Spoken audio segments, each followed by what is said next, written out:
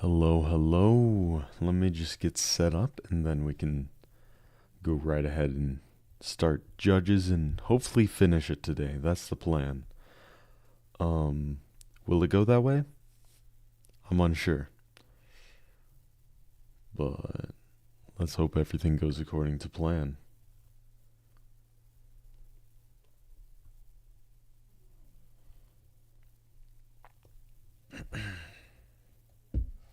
Yeah, I just need to get set up and then we can go ahead and start.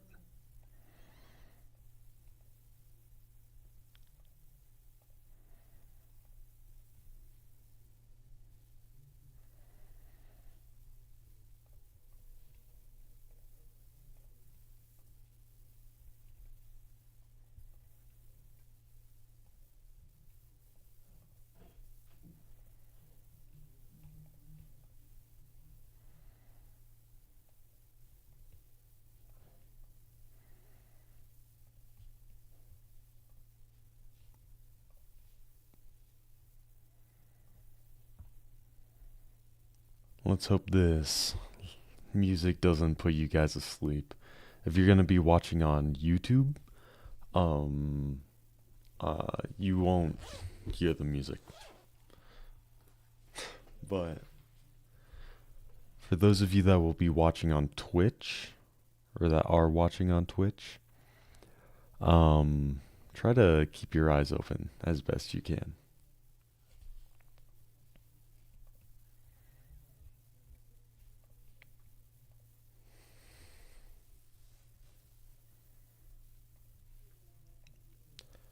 Okay, things are almost set up fully.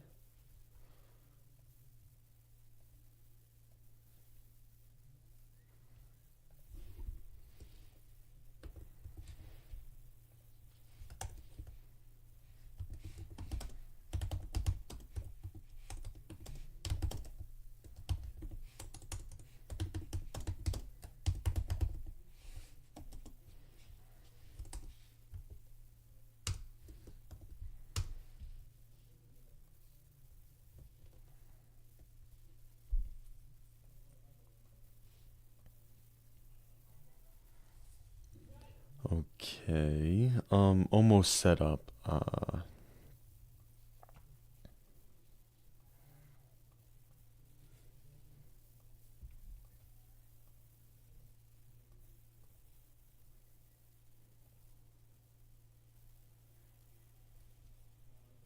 Okay, everything looks good to go.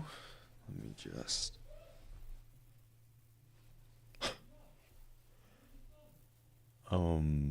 You might be hearing my roommate in the background this stream because this new mic picks up everything I've noticed. So apologies for that in advance. Let's hope he doesn't say anything too wild.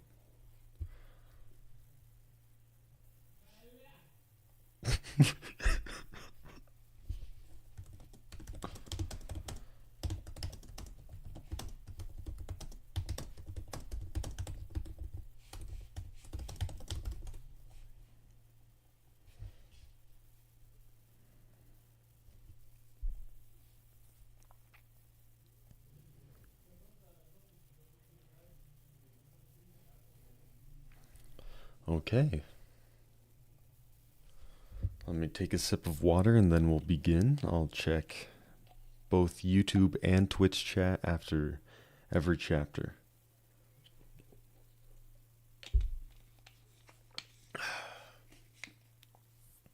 Okay. Judges 11. Jephthah becomes Israel's judge. Now Jephthah of Gilead was a great warrior. He was the son of Gilead, but his mother was a prostitute. Gilead's wife also had several sons, and when these half-brothers grew up, they chased Jephthah off the land. You will not get any of our father's inheritance, they said, for you are the son of a prostitute. So Jephthah fled from his brothers and lived in the land of Tob. Soon he had a band of worthless rebels following him. At about this time, the Ammonites began their war against Israel. When the Ammonites attacked, the elders of Gilead sent for Jephthah in the land of Tob. The elders said, "Come and be our commander. Help us fight the Amorites." But Jephthah said to them, "Aren't you the ones who hated me and drove me from my father's house? Why do you come to me now when you're in trouble?" "Because we need you," the elders replied. "If you led us in battle against the Ammonites, we will make you ruler over all the people of Gilead." Jephthah said to the elders, "Let me get this straight. If I come with you, and if the Lord gives me victory over the Ammonites, will you really make me ruler over all the people?" "The Lord as our witness," the elders replied. "We promise to do whatever you say." So Jephthah went with the elders of Gilead, and the people made him their ruler and commander of the army. At Mizpah, in the presence of the Lord, Jephthah repeated what he had said to the elders. Then Jephthah sent messengers to the king of Ammon, asking, "Why have you come to fight against my land?" The king of Ammon answered Jephthah's messengers, "When the Israelites came out of Egypt, they stole my land from the Arnon River to the Jabbok River, and all the way to the Jordan. Now then, give back the land peaceably." Jephthah sent this message back to the Ammonite king. This is what Jephthah says: "Israel did not steal any land from Moab or Ammon. When the people of Israel arrived at Kadesh on their journey from Egypt after crossing the Red Sea, they sent messengers to the king of Edom asking for permission to pass through his land, but their request was denied. Then they asked the king of Moab for similar permission, but he wouldn't let them pass through either. So the people of Israel stayed in Kadesh. Finally, they went around Edom and Moab through the wilderness. They traveled along Moab's eastern border and camped on the other side of the Arnon River. But they never once crossed the Arnon River into Moab, for the Arnon was the border of Moab. Then Israel sent messengers to King Sihon of the Amorites, who ruled from Heshbon, asking for permission to cross through his land to get their destination. But King Sihon didn't trust Israel to pass through his land. Instead, he mobilized his army at Jahaz and attacked them. But the Lord, the God of Israel, gave his people victory over King Sihon. So Israel took control of all the land of the Amorites who lived in that region, from the Arnon River to the Jabbok River, and from the eastern wilderness to the Jordan.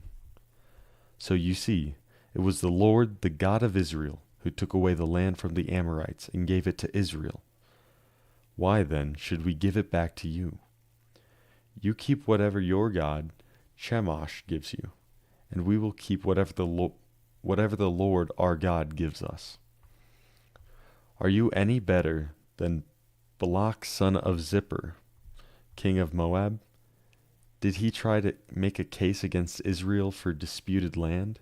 Did he go to war against them?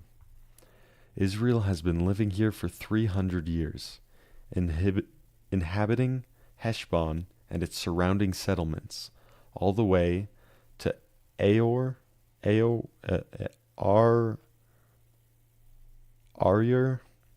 and its settlements, and in all the towns along the Arnon River. Why have you made no effort to recover it before now? Therefore, I have not sinned against you. Rather, you have wronged me by attacking me. Let the Lord, who is judge, decide today which of us is right, Israel or Ammon." But the king of Ammon paid no attention to Jephthah's message. Jephthah's vow. At that point, the Spirit of the Lord came upon Jephthah, and he went through the land of Gilead and Manasseh, including Mizpah in Gilead, and from there he led an army against the Amorites, and Jephthah made a vow to the Lord. He said, "If you give me victory over the Ammonites, I will give to the Lord whatever comes out of my house to meet me when I return in triumph. I will sacrifice it as a burnt offering." So Jephthah led his army against the Ammonites, and the Lord gave him victory. He crushed the Ammonites, devastating about 20 towns, from Aor to an area near Minnith, and as far as Abel Kiramim. In this way, Israel defeated the Ammonites. When Jephthah returned home to Mizpah, his daughter came out to meet him, playing on a tambourine and dancing for joy. She was his one and only child, and he had no other sons or daughters. When he saw her, he tore his clothes in anguish. "Oh, my daughter," he cried out, "you have completely destroyed me. You've brought disaster on me, for I made a vow to the Lord, and I cannot take it back." And she said, "Father, if you have made a vow to the Lord, you must do to me what you have vowed, for the Lord has given you a great victory over your enemies, the Ammonites. But first let me do this one thing. Let me go up and roam in the hills and weep with my friends for 2 months, because I will die a virgin." "You may go," Jephthah said, and he sent her away for 2 months. She and her friends went into the hills and wept because she would never have children. When she returned home, her father kept the vow he made, and she died a virgin. So it has become a custom in Israel for young Israelite women to go away for 4 days each year to lament the fate of Jephthah's daughter. Water and check chats.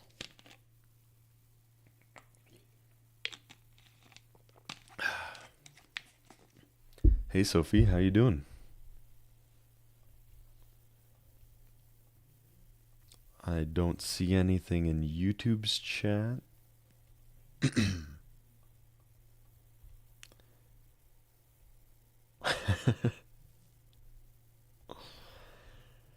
Have you seen one of my Bible streams before? Or is this a first?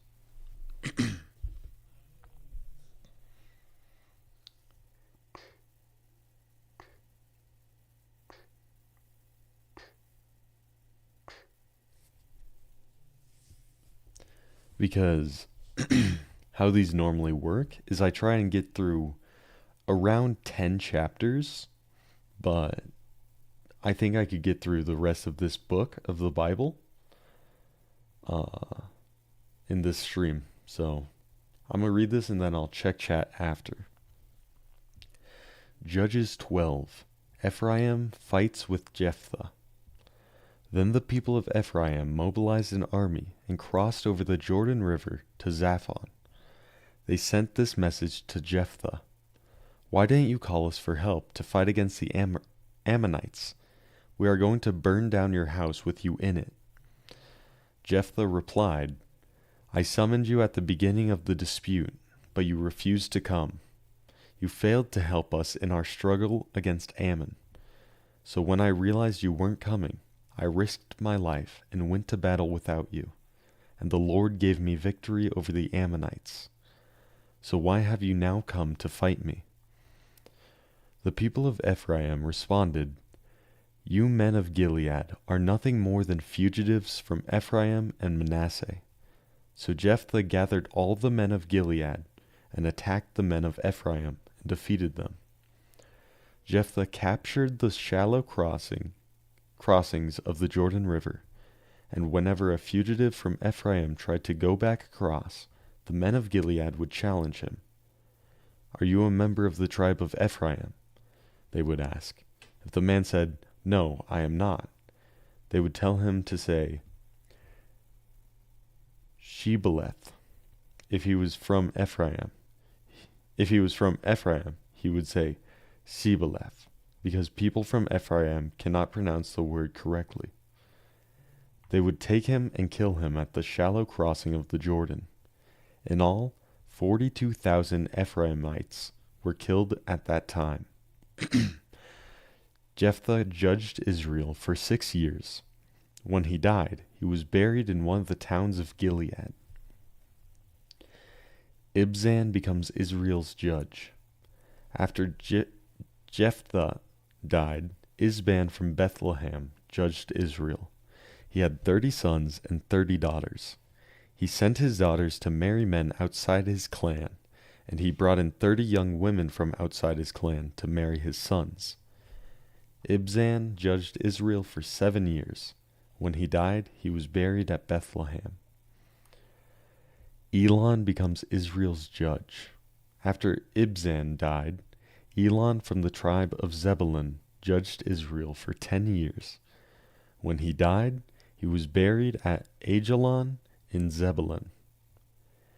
Abdon becomes Israel's judge. After Elon died, Abdon, son of Hillel, from Parathon, judged Israel. He had 40 sons and 30 grandsons, who rode on 70 donkeys. He judged Israel for 8 years. When he died, he was buried at Pirathon in Ephraim, in the hill country of the Amalekites. That was a nice short one. Water and check chats.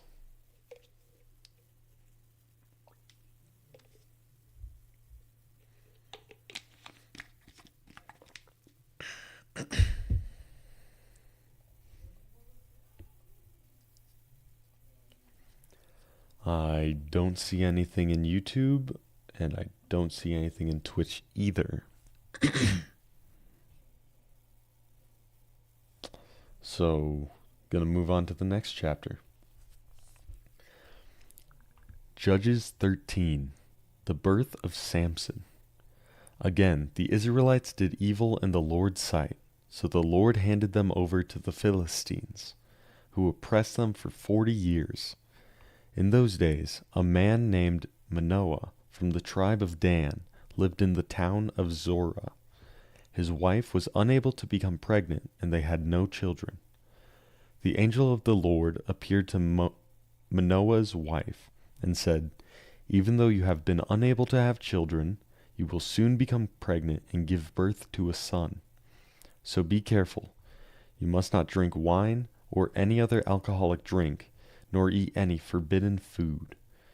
You will become pregnant and give birth to a son, and his hair must never be cut, for he will be dedicated to God as a Nazirite from birth. He will begin to rescue Israel from the Philistines." The woman ran and told her husband, "A man of God appeared to me. He looked like one of God's angels, terrifying to see. I didn't ask where he was from, and he didn't tell me his name. But he told me, 'You will become pregnant and give birth to a son.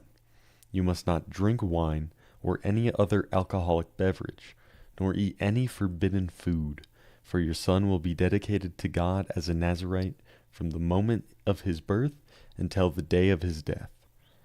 Then Manoah prayed to the Lord, saying, 'Lord, please let the man of God come back to us again, and give us more instructions about the son who is to be born.' God answered Manoah's prayer, and the angel of God appeared once again to his wife as she was sitting in the field. But her husband, Manoah, was not with her. So she quickly ran and told her husband, 'The man who appeared to me the other day is here again.'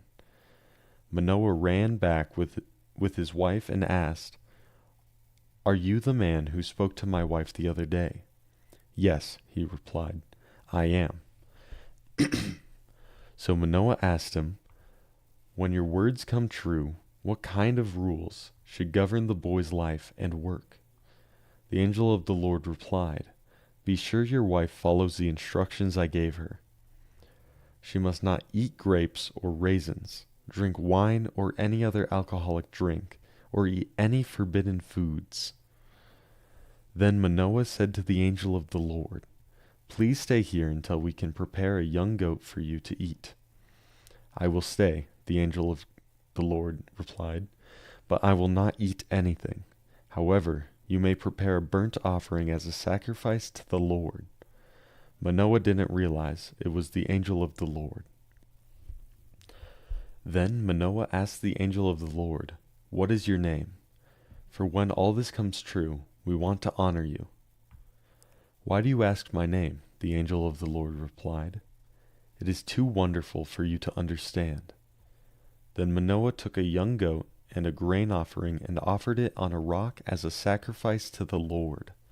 And as Manoah and his wife watched, the Lord did an amazing thing. As the flames from the altar shot up towards the sky, the angel of the Lord ascended in the fire. When Manoah and his wife saw this, they fell with their faces to the ground. The angel did not appear again to Manoah and his wife.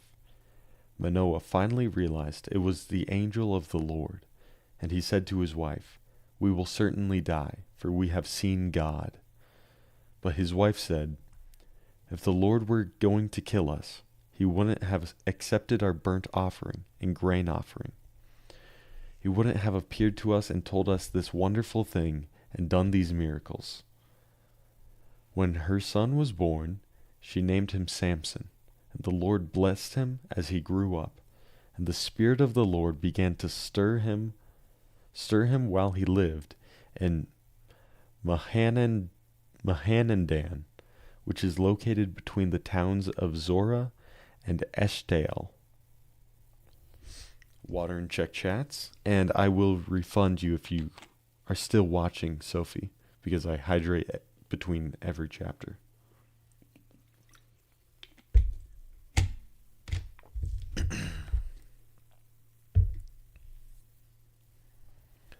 So give me a quick second. Let me check YouTube chat. Nothing. Twitch chat. Nothing besides take care of your beautiful voice. Thank you, Sophie, if you're still listening. But let me refund you. How do I do this?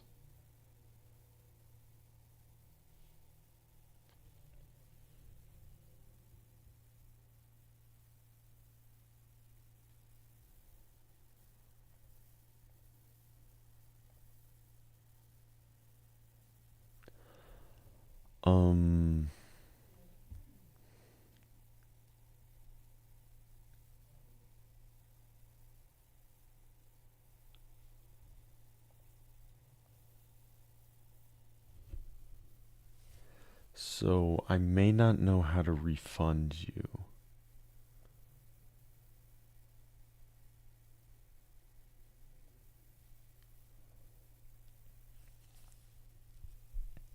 Just give me a second. I need this.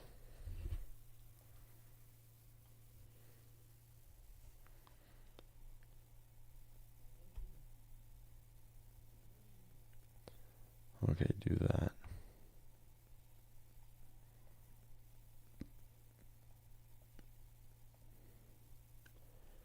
Okay. We can get back to reading. Let me hydrate one last time, and then we'll read Judges 14, and I'll go back to checking chat.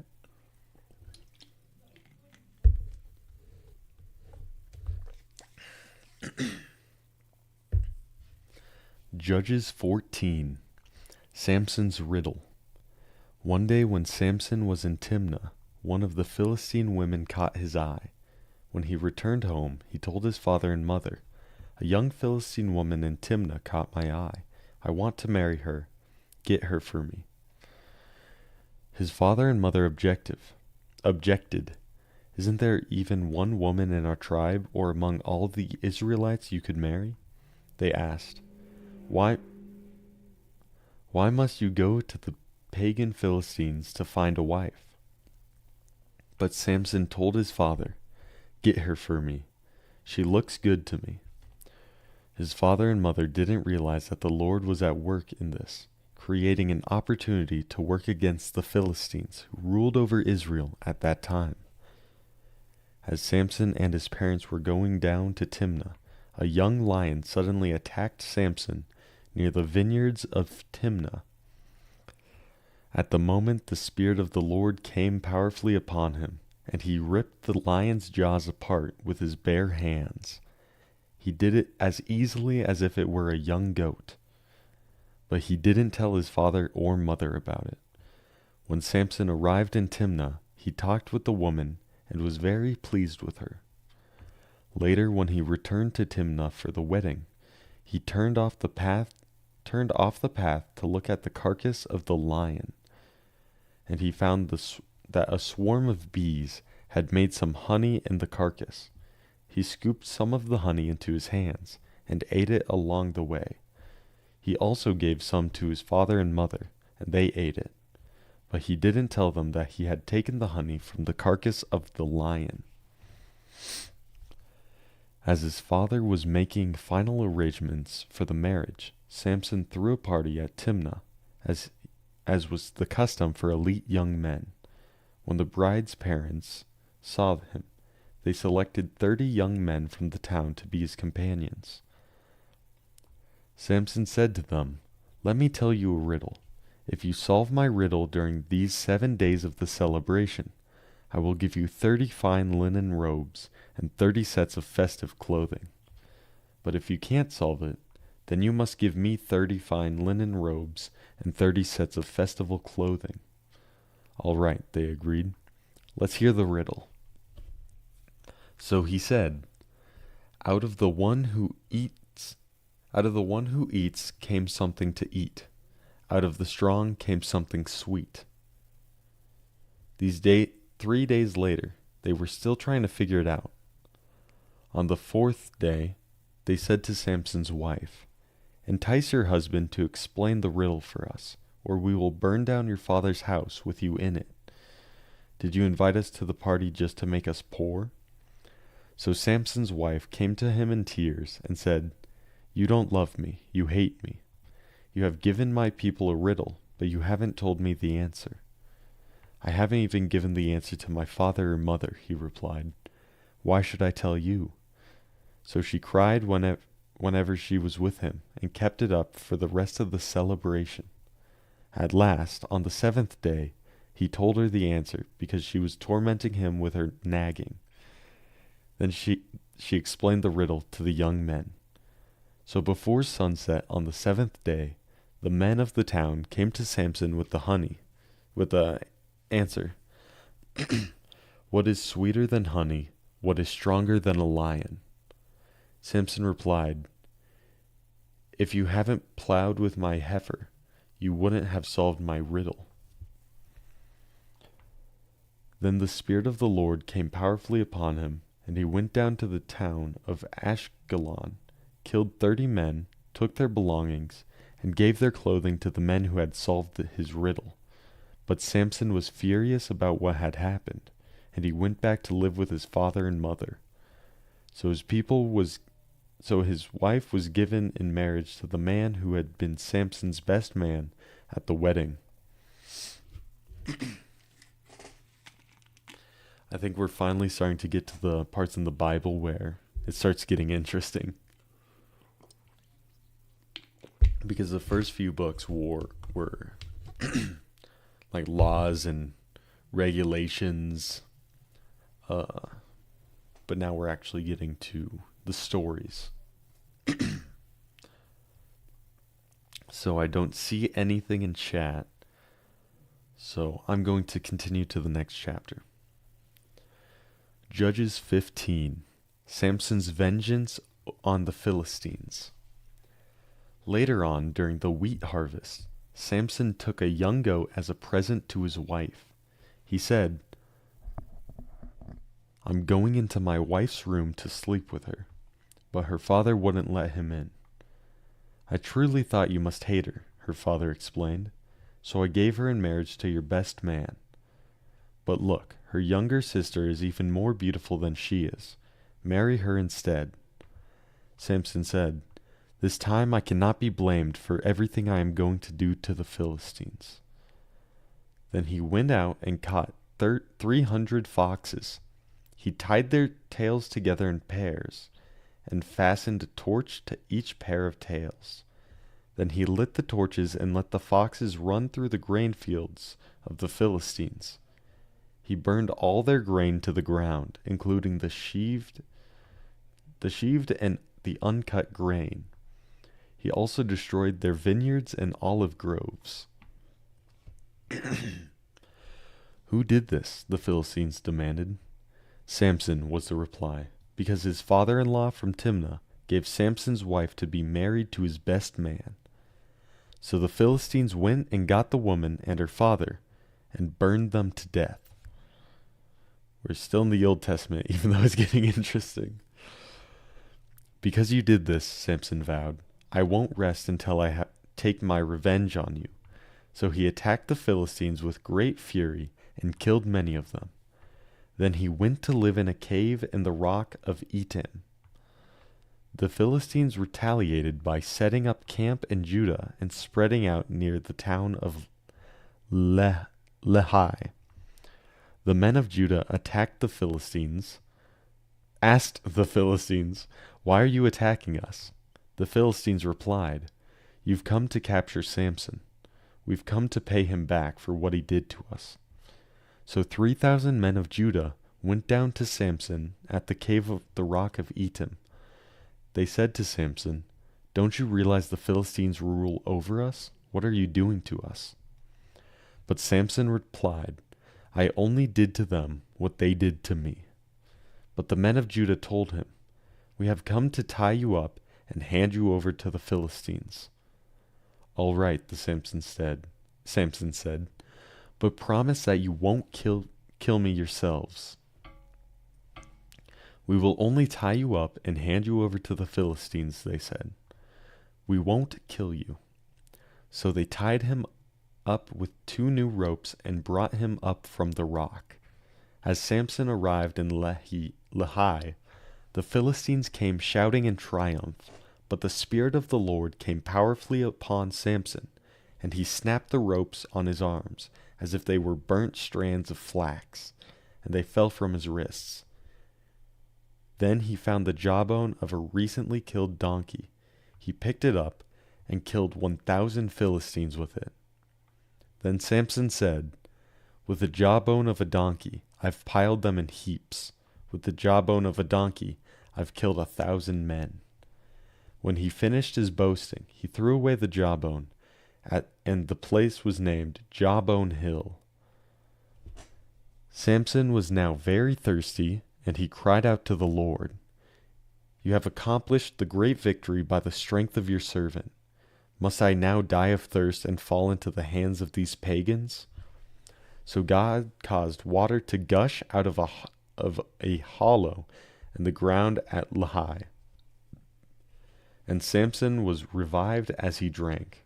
Then he named that place, the spring of the one who cried out, and it is still in Lehi to this day. Samson judged Israel for 20 years during the period when the Philistines dominated the land.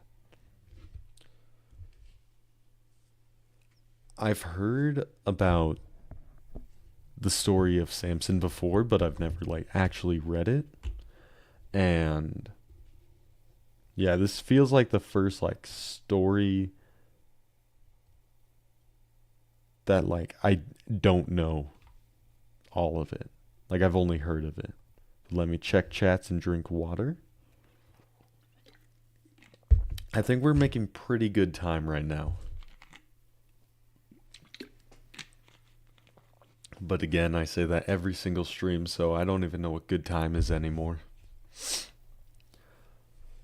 Okay. I'm going to continue reading now. Judges 16. Samson carries away Gaza's gates. One day Samson went to the Philistine town of Gaza and spent the night with a prostitute. Word soon spread that Samson was there, so the men of Gaza gathered together and waited all night at the town gates. They kept quiet during the night, saying to themselves, "When the light of morning comes, we will kill him." But Samson stayed in bed only until midnight. Then he got up, took hold of the doors of the town gate, including the 2 posts, and lifted them up, bar and all. He put them on his shoulders and carried them all the way to the top of the hill across Hebron. Samson and Delilah. Sometime later, Samson fell in love with a woman named Delilah, who lived in the valley of Sorek. The rulers of the Philistines went to her and said, "Entice Samson to tell you what makes him so strong and how he can be overpowered and tied up securely. Then each of us will give you 1,100 pieces of silver." So Delilah said to Samson, "Please tell me what makes you so strong and what it would take to tie you up securely." Samson replied, If I were tied up with 7 new bowstrings that have not yet been dried, I would become as weak as anyone else." So the Philistine rulers brought Delilah 7 new bowstrings, and she tied Samson up with them. She had hidden some men in one of the inner rooms of her house, and she cried out, "Samson, the Philistines have come to capture you." But Samson snapped the bowstrings as a piece of string snaps when it is burned by fire. So the secret of his strength was not discovered. Afterwards, Delilah said to him, "You've been making fun of me and telling me lies. Now please tell me how you can be tied up securely." Samson replied, "If I were tied up with brand new ropes that had never been used, I would become as weak as anyone else."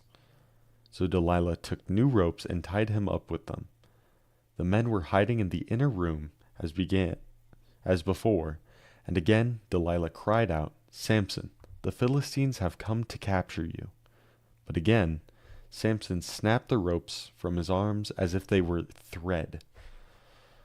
Then Delilah said, "You've been making fun of me and telling me lies. Now tell me what you can be tied up securely. Tell me how you can be tied up securely." Samson replied, "If you were to weave the 7 braids of my hair into the fabric of your loom and tighten it with the loom shuttle, I would become as weak as anyone else." So while he slept, Delilah wove the 7 braids of his hair into the fabric. Then she tightened it with the loom shuttle. Again she cried out, "Samson, the Philistines have come to capture you." But Samson woke up, pulled back the loom shuttle, and yanked his hair away from the loom and the fabric. Then Delilah pouted, "How can you tell me I love you when you don't share your secrets with me? You've made fun of me 3 times now, and you still haven't told me what makes you so strong." She tormented him with her nagging day after day until he was sick to death of it. Finally, Samson shared his secret with her. "My hair has never been cut," he confessed, "for I was dedicated to God as a Nazirite from birth. If my head were shaved, my strength would leave me, and I would become as weak as anyone else." Delilah realized he had finally told her the truth, so she sent for the Philistine rulers. "Come back one more time," she said, "for he has finally told me his secret." So the Philistine rulers returned with the money in their hands. Delilah lulled Samson to sleep with his head in her lap, and then she called in a man to shave off the 7 locks of hair. In this way she began to bring him down, and his strength left him. Then she cried out, "Samson, the Philistines have come to capture you." When he woke up, he thought, "I will do as before and shake myself free." But he didn't realize the Lord had left him. So the Philistines captured and gouged out his eyes.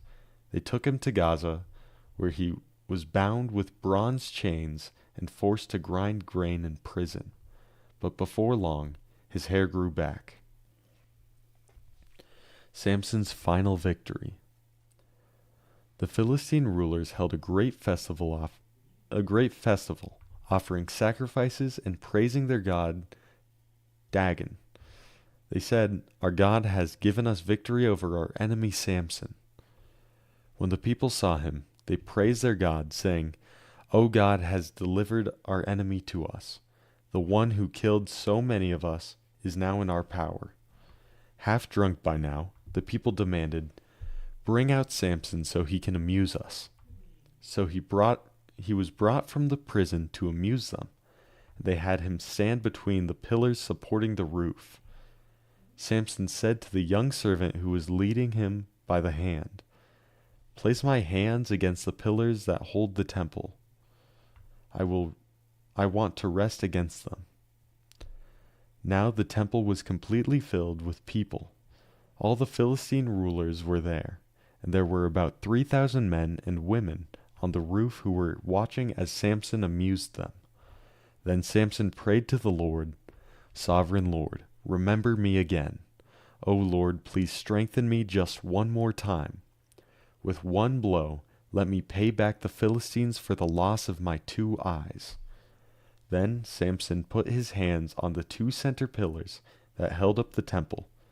Pushing against them with both hands, he prayed, "Let me die with the Philistines." And the temple crashed down on the Philistine rulers and all the people. So he killed more people when he died than he had during his lifetime. Later, his brothers and other relatives went down to get his body. They took him back home and buried him between Zorah and Eshtaol, where his father Manoah was buried. Samson had judged Israel for 20 years. Water and Chick Chats. Again, it doesn't appear like anything's in Twitch, but let me check YouTube.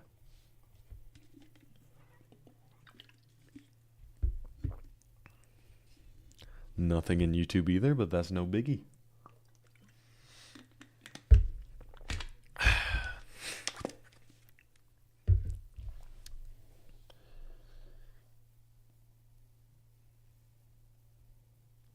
Okay, let's keep reading. Judges 17, Micah's idols. There was a man named Micah who lived in the hill country of Ephraim. One day he said to his mother, "I heard you place a curse on a person who stole 1,100 pieces of silver from you." "Well, I have the money. I was the one who took it." The Lord bless you for admitting it," his mother replied. He returned the money to her, and she said, "I now dedicate these silver coins to the Lord, in honor of my son. I will have an image carved as an idol cast." So when he returned the money to his mother, she took 200 silver coins and gave them to a silversmith, who made them into an image and an idol, and these were placed in Micah's house. Micah set up a shrine for the idol, and he made a sacred ephod and some household idols. Then he installed one of his sons as his personal priest. In those days, Israel had no king. All the people did whatever seemed right in their own eyes. One day, a young Levite who had been living in Bethlehem in Judah arrived in that area. He had left Bethlehem in search of another place to live, and as he traveled, he came to the hill country of Ephraim. He happened to stop at Micah's house as he was traveling through. "Where are you from?" Micah asked him. He replied, "I'm a Levite from Bethlehem in Judah, and I am looking for a place to live." "Stay here with me," Micah said, "and you can be a father and a priest to me, and I will give you 10 pieces of silver a year, plus a change of clothes and your food." The Levite agreed to this, and the young man became like one of Micah's sons. So Micah installed the Levite as his personal priest, and he lived in Micah's house. "I know the Lord will bless me now," Micah said, "because I have a Levite serving as my priest." Water and Chick Chats. That was a pretty short one, but gotta stay consistent.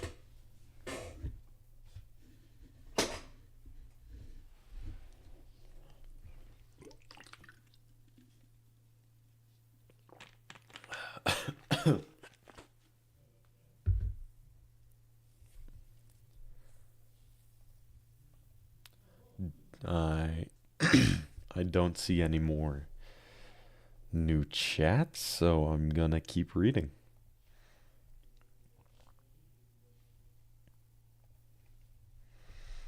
Judges 18, Idolatry in the tribe of Dan.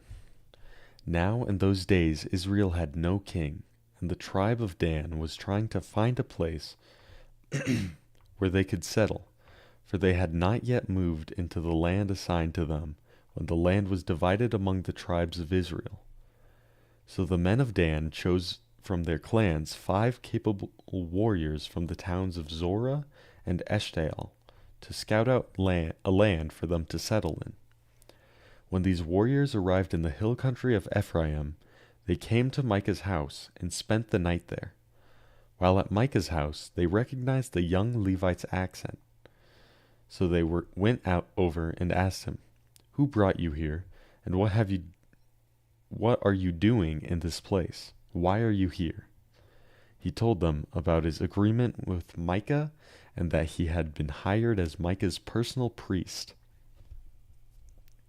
Then they said, "Ask God whether or not our journey will be successful."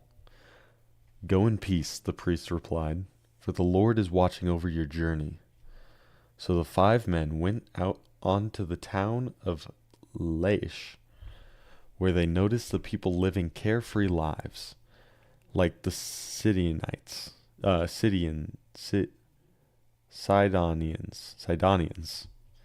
They were peaceful and secure. The people were also wealthy because their land was very fertile, and they lived a great distance from Sidon and had no allies nearby. When the men returned to Zorah and Eshtaol, their relatives asked them, "What did you find?" The men replied, "Come on, let's attack them. We have seen the land, and it is very good. What are you waiting for? Don't hesitate to go and take possession of it. When you get there, you will find the people living carefree lives. God has given us a spacious and fertile land, lacking in nothing." So 600 men from the tribe of Dan, armed with weapons of war, set out from Zorah to Eshtaol. They camped at a place west of Kiriath Jearim in Judah, which is called Mahane Dan to this day, Mahane Dan to this day. Then they went on from there into the hill country of Ephraim and came to the house of Micah. The 5 men who had scouted out the land around Laish explained to the others, "These buildings contain a sacred ephod, as well as some household idols, a carved image, and a cast idol. What do you think you should do?" Then the 5 men turned off the road and went over to Micah's house, where the young Levite lived, and greeted him kindly. As the 600 armed warriors from the tribe of Dan stood at the entrance of the gate, the 5 scouts entered the shrine and removed the carved image, the sacred ephod, the household idols, and the cast idol. Meanwhile, the priest was standing at the gate with the 600 armed warriors. When the priest saw the men carrying out the sacred objects of Micah's shrine, he said, "What are you doing?" "Be quiet and come with us," they said. "Be a father and a priest to all of us. Isn't it better to be a priest for an entire tribe and a clan of Israel than for the household of just one man?" The young priest was quite happy to go with them, so he took along the sacred ephod, the household idols, and the carved image. They turned and started on their way again, placing their children, livestock, and possessions in front of them. When the people from the tribe of Dan were quite a distance from Micah's house, the people who lived near Micah came chasing after them. They were shouting as they caught up with them. The men of Dan turned around and said to Micah, "What's the matter? Why have you called these men together and chased after us like this?" "What do you mean, what's the matter?" Micah replied. "You've taken away all the gods I have made, and my priest, and I have nothing left." The men of Dan said, "Watch what you say. There are some short-tempered men around here who might get angry and kill you and your family." So the men of Dan continued on their way. When Micah saw that there were too many of them for him to attack, he turned around and went home. Then, With Micah's idols and his priest, the men of Dan came to the town of Laish, whose people were peaceful and secure. They attacked with swords and burned the town to the ground. There was no one to rescue the people, for they lived a great distance from Sidon and had no allies nearby. This happened in the valley near Beth Rehob. Then the people of the tribe of Dan rebuilt the town and lived there. They renamed the town Dan after their ancestor, Israel's son, but it had originally been called Laish. Then they set up the carved image, and they appointed Jonathan, son of Gershom, son of Moses, as their priest. This family continued as priests for the tribe of Dan until the exile. So Micah's carved image was worshipped by the tribe of Dan as long as the tabernacle of God remained in Shiloh. Water and check chats. We got 3 more chapters to go.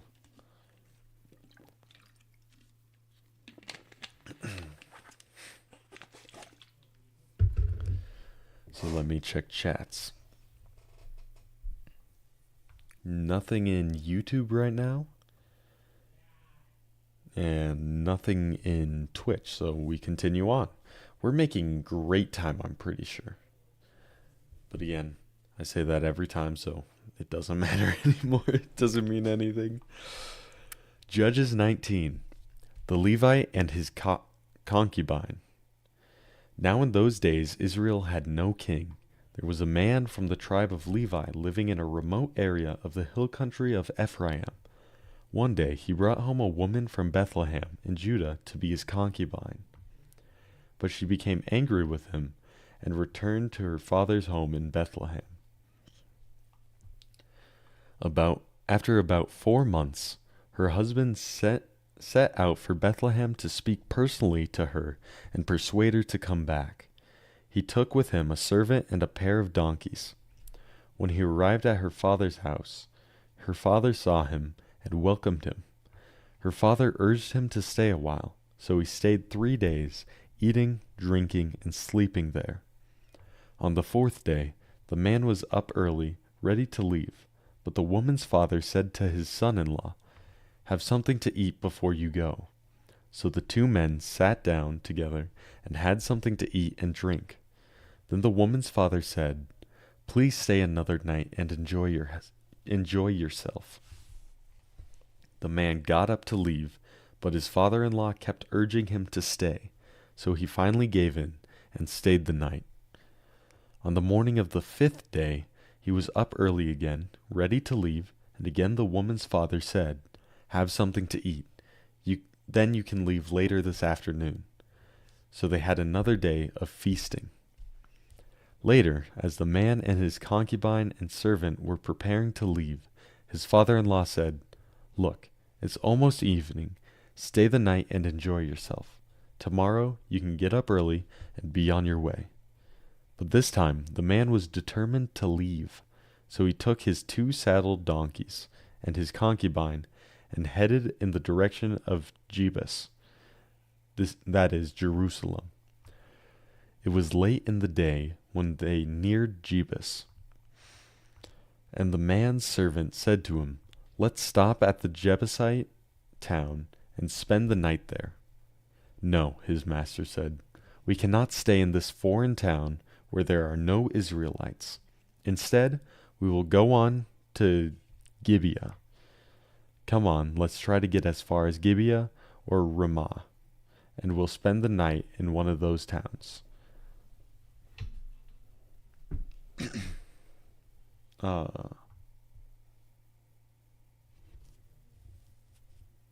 Where was I? Here.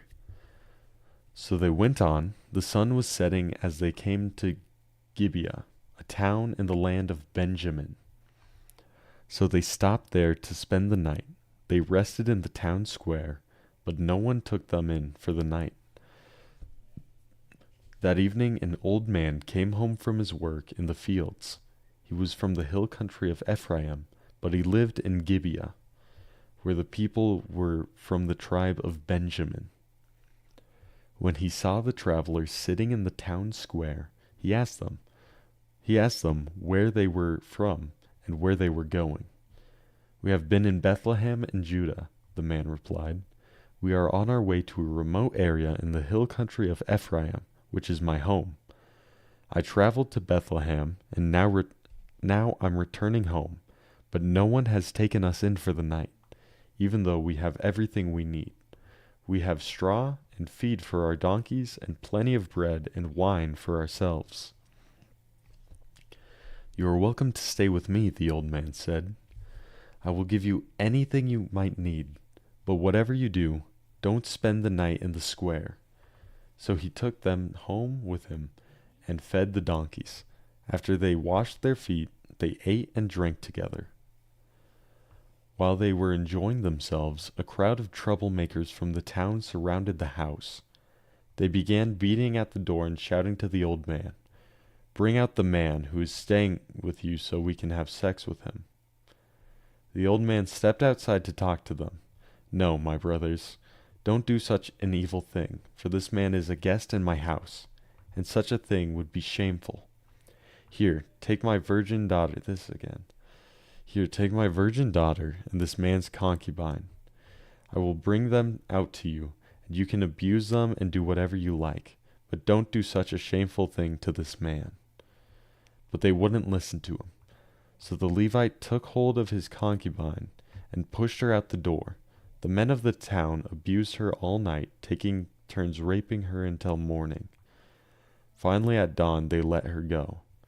At daybreak, the woman returned to the house where her husband was staying. She collapsed at the door of the house and lay there until it was light. When her husband opened the door to leave, there lay his concubine with her hands on the threshold. He said, "Get up, let's go," but there was no answer. So he put her body on his donkey and took her home. When he got home, he took a knife and cut his concubine's body into 12 pieces. Then he sent one piece to each tribe throughout all the territory of Israel. Everyone who saw it said, "Such a horrible crime has not been committed in all the time since Israel left Egypt." Think about it. What are you going to do? Who's going to speak up?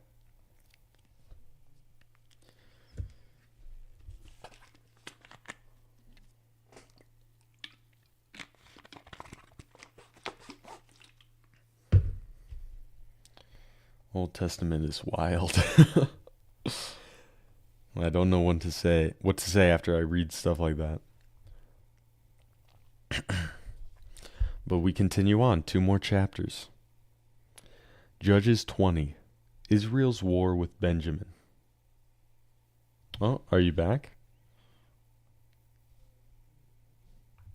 Hopefully you didn't just hear what the previous chapter ended with. It was kind of brutal. Israel's war with Benjamin. Then all the Israelites were united as one man, from Dan in the north to Beersheba in the south, including those from across the Jordan in the land of Gilead. The entire community assembled in the presence of the Lord at Mizpah. The leaders of all the people and all the tribes of Israel, 400,000 warriors armed with swords, took their positions in the assembly of the people of God. Word soon reached the land of Benjamin that the other tribes had gone up to Mizpah. The Israelites then asked how this terrible crime had happened. "Hey Rodrigo, how you doing?" The Levite, the husband of the woman who had been murdered, said, "My concubine and I came to spend the night in Gibeah, a town that belongs to the people of Benjamin. That night, some of the leading citizens of Gibeah surrounded the house, planning to kill me, and they raped my concubine until she was dead. So I cut her body into 12 pieces and sent the pieces throughout the territory assigned to Israel, for these men have committed a terrible and shameful crime. Now then, all of you, the entire community of Israel, must decide here and now what should be done about this."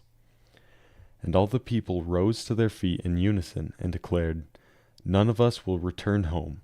No, not even one of us. Instead, this is what we will do to Gibeah. We will draw lots to decide who will attack.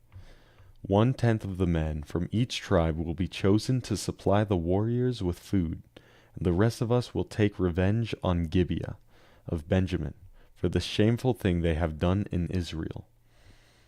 So all the Israelites were completely united, and they gathered together to attack the town. The Israelites sent messengers to the tribe of Benjamin, saying, "What a terrible thing has been done among you. Give up those evil men, those troublemakers from Gibeah, so we can execute them and purge Israel of this evil." But the people of Benjamin would not listen. Instead, they came from their towns and gathered at Gibeah to fight the Israelites. In all, 26,000 of their warriors armed with swords arrived in Gibeah to join the 700 elite troops who lived there.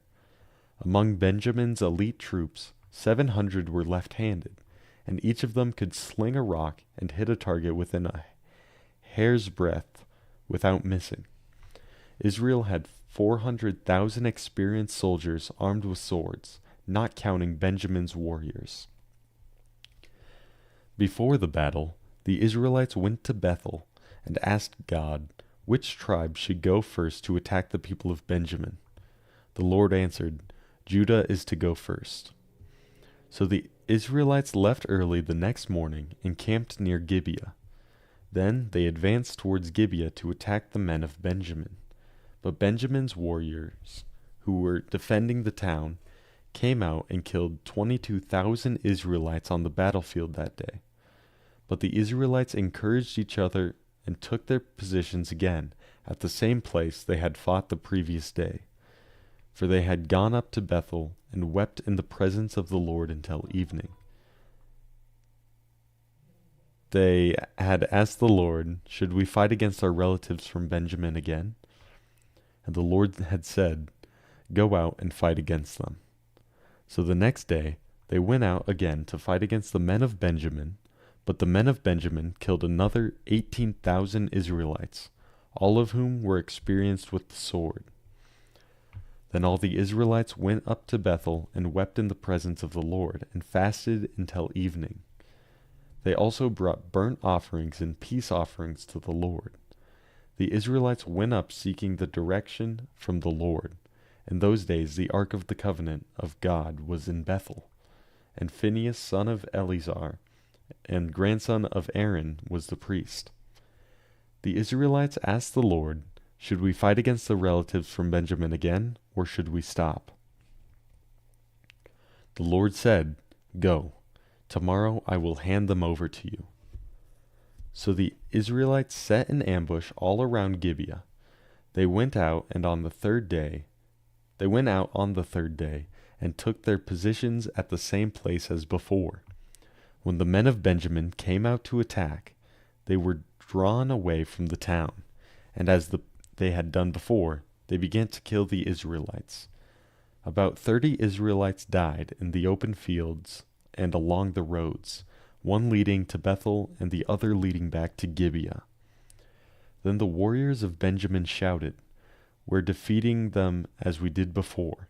But the Israelites had planned in advance to run away, so the men of Benjamin would chase them along the roads and be drawn away from the town.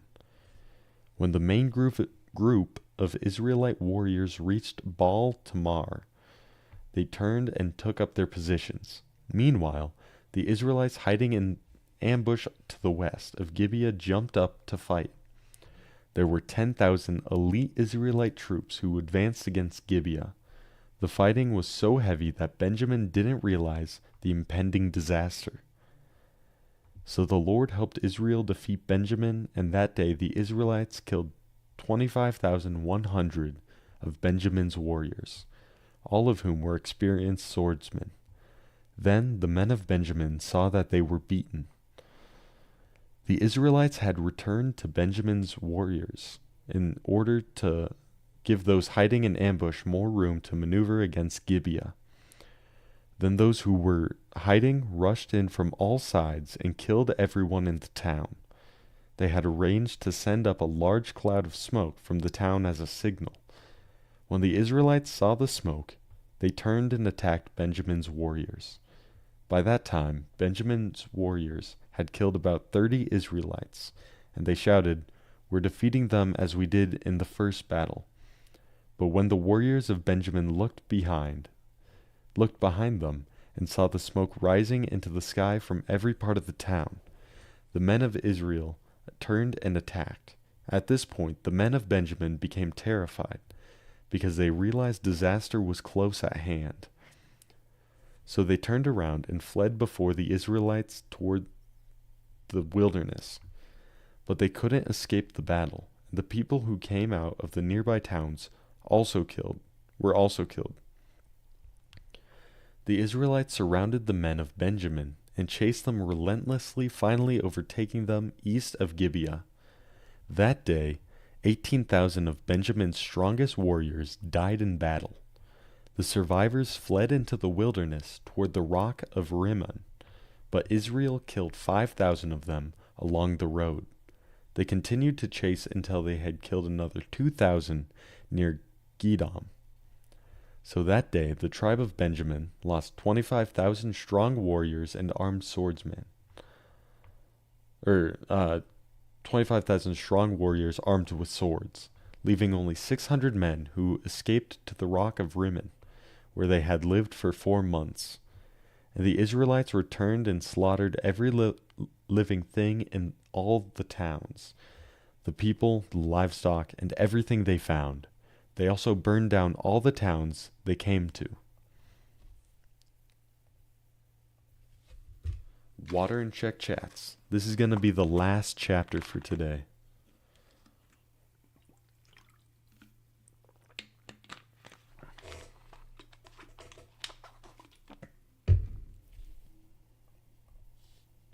Let me check chats, and I don't see any new ones.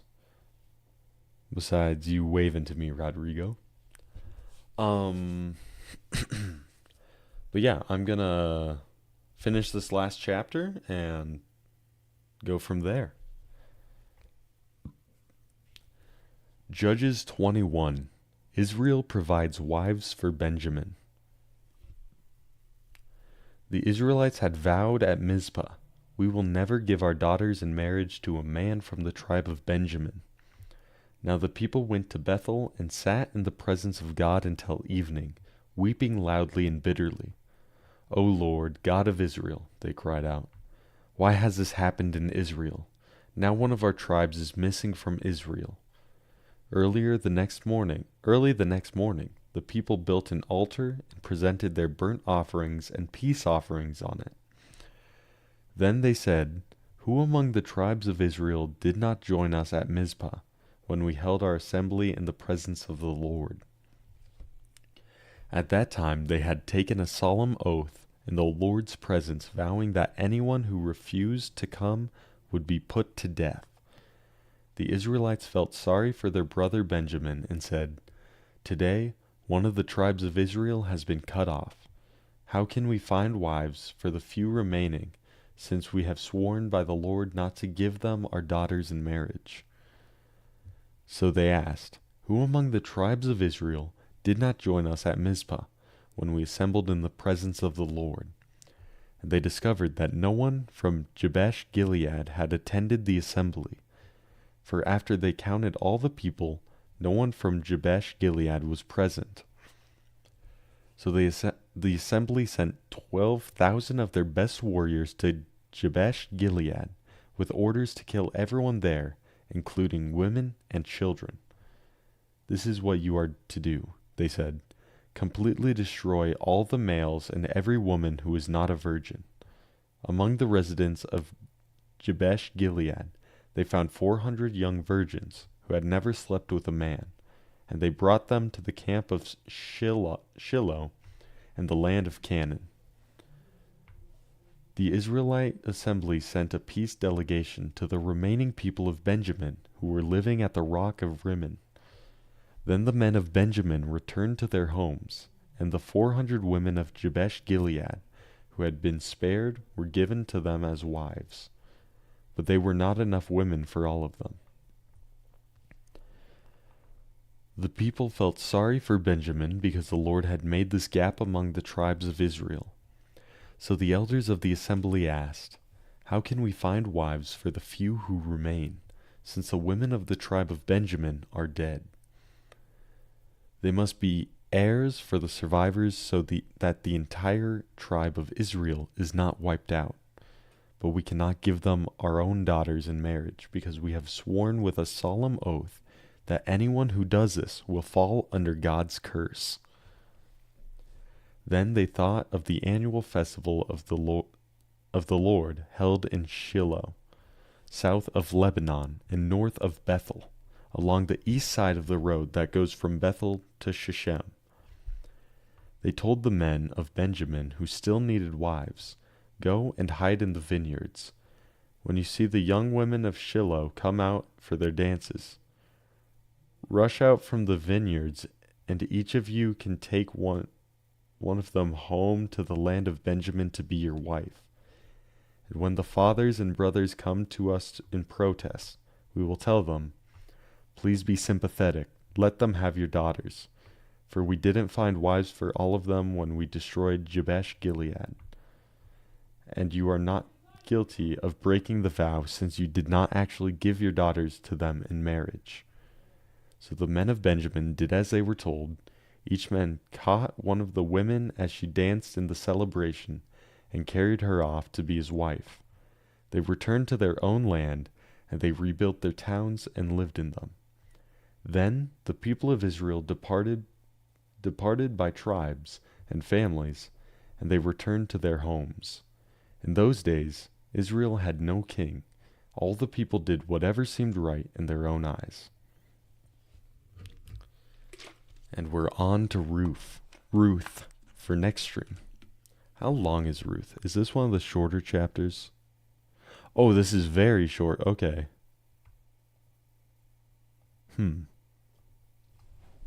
Yeah, 4 chapters.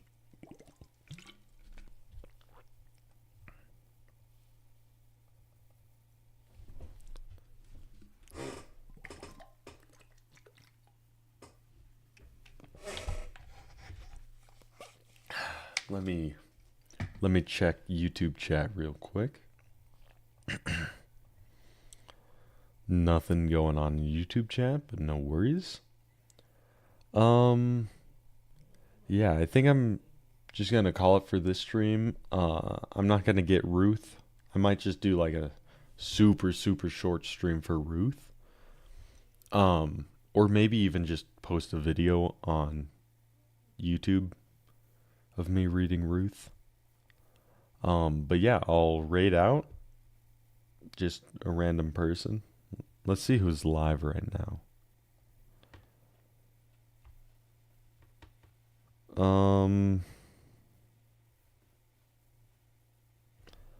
Or I will just end stream. Thank you everyone who was watching this stream, and yeah, for keeping me company while I read through those 11 chapters of Judges. I think I am just going to post a short video of me reading Ruth on YouTube, and if you guys want to watch it, you can. It'll probably only be like 20 minutes, because Ruth is a short chapter, or a short book. But yeah, I never know how to end stream, so I just keep ranting until I say goodbye. So, goodbye.